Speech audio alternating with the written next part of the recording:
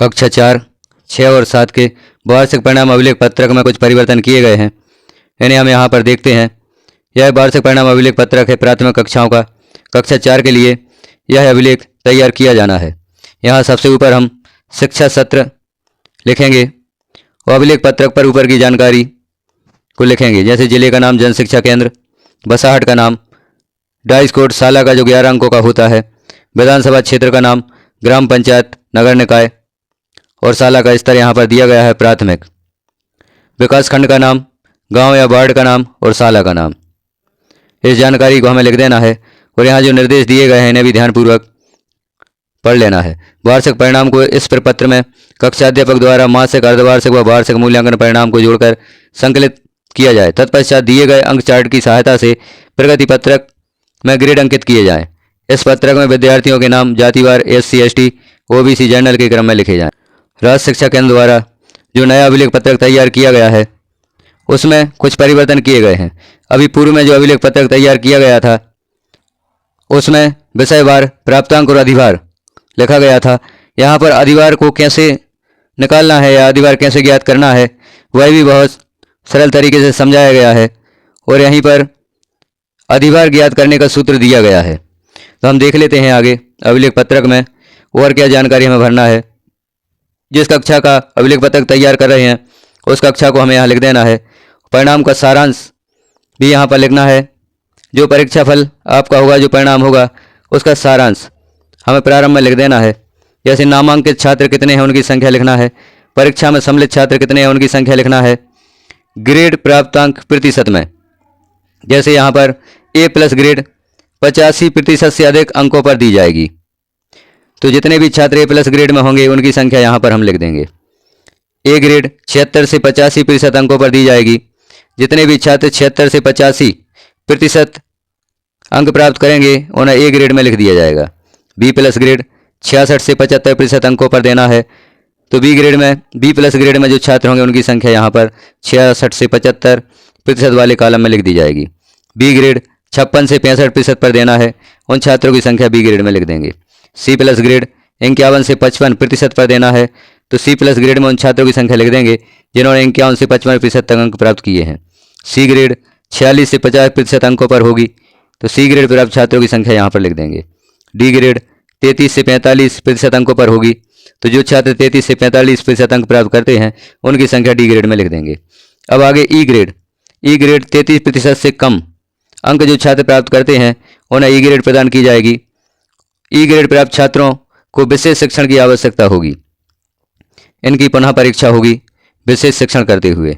तो विषयवार हिंदी में कितने छात्र E ग्रेड में हैं, अंग्रेजी में कितने छात्र E ग्रेड में हैं, गणित में कितने छात्र E ग्रेड में हैं और पर्यावरण अध्ययन में कितने छात्र E ग्रेड में हैं, यहाँ पर उनकी संख्या लिख देंगे। अभिलेख पत्रक को आगे देखते हैं। विद्यार्थी की सामान्य जानकारी हमें शुरू में देना है, जैसे सरल क्रमांक, छात्र का अनुक्रमांक, जो भी आपने अनुक्रमांक दिया है छात्र को, स्कॉलर या प्रवेश पंजी क्रमांक लिखना है तीसरे कॉलम में। अगले कॉलमों में पूरा नाम लिखना है, विद्यार्थी का, फिर माता का और पिता का पूरा नाम हमें लिख देना है।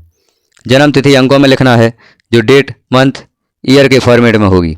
जाति, यहाँ छात्र की जाति लिखना है। जाति का क्रम प्रारंभ में बताया गया है, SC ST OBC और जनरल के क्रम में हमें छात्रों के नाम लिखना है। अब मासिक टेस्ट देखते हैं। मासिक टेस्ट के अंक किस प्रकार से यहाँ पर छात्र को प्रदान किए जाएंगे। प्रथम भाषा हिंदी, इसमें 4 महीने का जो मासिक टेस्ट होगा उसके कुल अंक 40 होंगे और प्राप्त अंक में जितने भी छात्र ने अंक प्राप्त किए हैं उन्हें लिख दिया जाएगा। अब इन अंकों का अधिभार भी ज्ञात करना है, तो अधिभार ज्ञात कैसे करें वह भी यहाँ पर दिखाया गया है। जो भी छात्र को प्राप्त अंक होंगे उनमें 4 का भाग दे दिया जाएगा, तो 40 अंकों में से 10% अधिभार यहाँ पर ज्ञात हो जाएगा, क्योंकि मासिक टेस्ट का 10% अधिभार निकालकर हमें यहाँ लिखना है। क्योंकि परीक्षाफल जो तैयार होगा वो अधिभार के अंकों के योग के आधार पर ही होगा। तो छात्र को जो भी अंक प्राप्त होते हैं, 4 महीने का मासिक टेस्ट जोड़कर 40 में से जितने अंक प्राप्त होते हैं उन अंकों में हम 4 का भाग दे देंगे, तो यहाँ 10% अधिभार ज्ञात हो जाएगा और यहाँ हम लिख देंगे। इसी प्रकार से द्वितीय भाषा अंग्रेजी में छात्र को जितने प्राप्तांक होंगे उन्हें प्राप्तांक में लिख दिया जाएगा, तो इसका अधिभार प्राप्तांक में 4 का भाग देकर हम निकाल सकेंगे। गणित में, पर्यावरण में इसी प्रकार से हम अधिभार ज्ञात करेंगे। छात्र के कुल प्राप्तांक लिखेंगे और 10% अधिभार को ज्ञात करके यहाँ पर लिख देंगे। अगले कॉलम में मासिक टेस्ट अधिभार का योग लिखा जाना है। यहाँ कॉलम 12, 14, 16 और 18 का योग लिखना है और प्राप्तांक अतिरिक्त भाषा यदि हो तो उसके भी प्राप्तांक यहाँ पर लिखना है, लेकिन अतिरिक्त भाषा के अंकों को वार्षिक परिणाम ज्ञात करने हेतु नहीं जोड़ा जाना है। अब हम देखते हैं अर्धवार्षिक मूल्यांकन। अर्धवार्षिक मूल्यांकन प्रथम भाषा हिंदी में 60 में से छात्र को जितने अंक प्राप्त हुए हैं उन अंकों को लिख दिया जाएगा और इसका अधिभार ज्ञात करने का सूत्र भी यहाँ पर दिया गया है। जो भी छात्र 60 अंकों में से अंक प्राप्त करेगा उसमें 3 का भाग दे देंगे तो 60 का 20% अधिभार यहाँ पर ज्ञात हो जाएगा, क्योंकि अर्धवार्षिक मूल्यांकन का 20% अधिभार लिखा जाना है। तो छात्र को 60 अंकों में से जो भी अंक प्राप्त होते हैं उनमें हम 3 का भाग दे देते हैं तो यहाँ अर्धवार्षिक मूल्यांकन का विषयवार अधिभार ज्ञात हो जाता है। इसी प्रकार द्वितीय भाषा अंग्रेजी में 60 अंकों में से छात्र जो भी अंक प्राप्त करता है उसका अधिभार 3 का भाग देकर हम निकाल सकते हैं। इसी तरह गणित में और इसी तरह पर्यावरण में अधिभार ज्ञात कर लेंगे। अब अर्धवार्षिक मूल्यांकन अधिभार का योग कॉलम 22, 24, 26 और 28 को जोड़कर निकाला जाएगा। अतिरिक्त भाषा यदि है तो उसके अंक लिखना है, लेकिन वार्षिक परिणाम में इसका योग नहीं किया जाना है। अब वार्षिक लिखित मूल्यांकन। यहाँ वार्षिक लिखित मूल्यांकन में जो कि 60 अंकों का होगा विषयवार। प्रथम भाषा में छात्र ने 60 अंकों में से जो भी अंक प्राप्त किए हैं उन्हें यहाँ पर लिख देंगे। द्वितीय भाषा अंग्रेजी में, गणित में और पर्यावरण में यहाँ अधिभार ज्ञात नहीं करना है। वार्षिक लिखित मूल्यांकन के पूरे अंक यहाँ पर लिखना है और यहाँ वार्षिक लिखित मूल्यांकन प्राप्त अंकों का योग कॉलम 31, 32, 33 और 34 को जोड़कर किया जाएगा। यहाँ भी यदि अतिरिक्त भाषा हो तो उसके अंक लिखना है, लेकिन इसका योग नहीं करना है। अब वार्षिक प्रोजेक्ट कार्य। यहाँ वार्षिक प्रोजेक्ट कार्य का 10% अधिभार ज्ञात करना है। वार्षिक प्रोजेक्ट 40 अंकों का होगा। प्रथम भाषा में छात्र ने वार्षिक प्रोजेक्ट में जितने अंक प्राप्त किए उन्हें प्राप्तांक में लिख देंगे। इसका अधिभार ज्ञात करने के लिए प्राप्तांक में 4 का भाग दे देंगे तो 40 का जो भी 10% अधिभार होगा वह ज्ञात हो जाएगा और उसे अधिभार में लिख देंगे। इसी प्रकार से द्वितीय भाषा, गणित और पर्यावरण 40 अंकों में से प्राप्तांक देते हुए प्राप्तांकों में 4 का भाग देते हुए अधिभार ज्ञात कर सकते हैं और अधिभार वाले कॉलम में इसे लिख दिया जाता है। यहाँ वार्षिक प्रोजेक्ट अधिभार का योग कॉलम 38, 40, 42 और 44 को जोड़कर किया जाएगा। अतिरिक्त भाषा यदि है तो उसके अंक लिखना है। अब वार्षिक परिणाम की ग्रेड हम किस प्रकार से निकालेंगे। वार्षिक परिणाम 100 अंकों पर निकाला जाएगा, जो कॉलम 19, 29, 35 और 45 को जोड़कर किया जाएगा।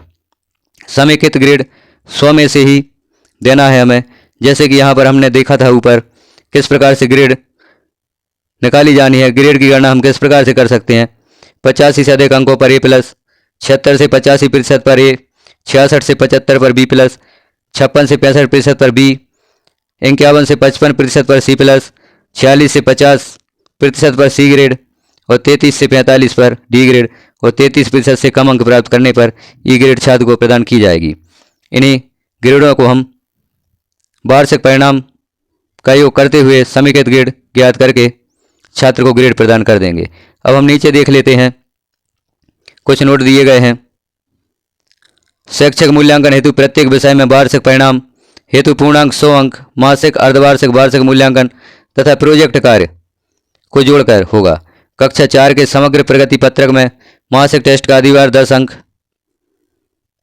अर्धवार्षिक का अधिभार 20 अंक, वार्षिक मूल्यांकन अधिकतम अंक 60 एवं वार्षिक प्रोजेक्ट कार्य का अधिभार 10 अंक के अनुसार ग्रेड अंकित किए जाएंगे। इस प्रकार प्रगति पत्रक में समेकित ग्रेड अंकित करने हेतु पूर्णांक 100 रहेगा। अब हम यहाँ देखते हैं, एक उदाहरण दिया गया है। यदि किसी छात्र को गणित विषय के मासिक टेस्ट में 36 अंक, अर्धवार्षिक मूल्यांकन में 45 अंक एवं प्रोजेक्ट कार्य में 30 अंक प्राप्त हुए हैं तो अधिभार की गणना इस प्रकार की जाए। यहाँ दी गई है मासिक टेस्ट हेतु अधिभार। मासिक टेस्ट में छात्र को जो प्राप्त अंक है उनमें 4 का भाग दे देते हैं। तो यहाँ पर मासिक टेस्ट में छात्र को 40 में 36 अंक प्राप्त हुए हैं, उनमें हम 4 का भाग दे देंगे तो अधिभार 9 अंक प्राप्त होगा। अर्धवार्षिक मूल्यांकन हेतु अधिभार प्राप्त अंक में 3 का भाग दे देंगे जैसे अर्धवार्षिक में छात्र को 45 अंक प्राप्त हुए हैं, इसमें 3 का भाग दे देंगे तो इसका अधिभार 15 अंक आएगा। प्रोजेक्ट कार्य हेतु अधिभार प्राप्त अंक में 4 का भाग देंगे। जैसे छात्र को प्रोजेक्ट कार्य में 40 अंकों में से 30 अंक प्राप्त हुए हैं, उसमें 4 का भाग दे देंगे, अधिभार 7.5 अंक प्राप्त होगा। इस प्रकार से हम अधिभार की गणना कर सकते हैं। यहाँ मासिक टेस्ट, अर्धवार्षिक परीक्षा और प्रोजेक्ट अंकों का अधिभार ज्ञात करने हेतु टेबल दी गई है। इसी के आधार पर हमें अधिभार ज्ञात करना है। शैक्षिक क्षेत्र व व्यक्तिगत सामाजिक गुण के मूल्यांकन हेतु प्राप्त अंक क्षेत्र या गुण का पूर्णांक 20 होगा। जिन माह में शालाएं संचालित हुई हैं, उन माहों में विद्यार्थियों के शैक्षिक क्षेत्रों व व्यक्तिगत सामाजिक गुणों के आधार पर ग्रेड अंकित किए जाएं, किंतु इन्हें वार्षिक परिणाम तैयार करने में अधिभार न दिया जाए, मतलब इन्हें नहीं जोड़ा जाए। नीचे कक्षा अध्यापक के हस्ताक्षर होंगे और प्रधान अध्यापक के हस्ताक्षर व पद मुद्रा। इस प्रकार से हम कक्षा 4 का वार्षिक परीक्षा परिणाम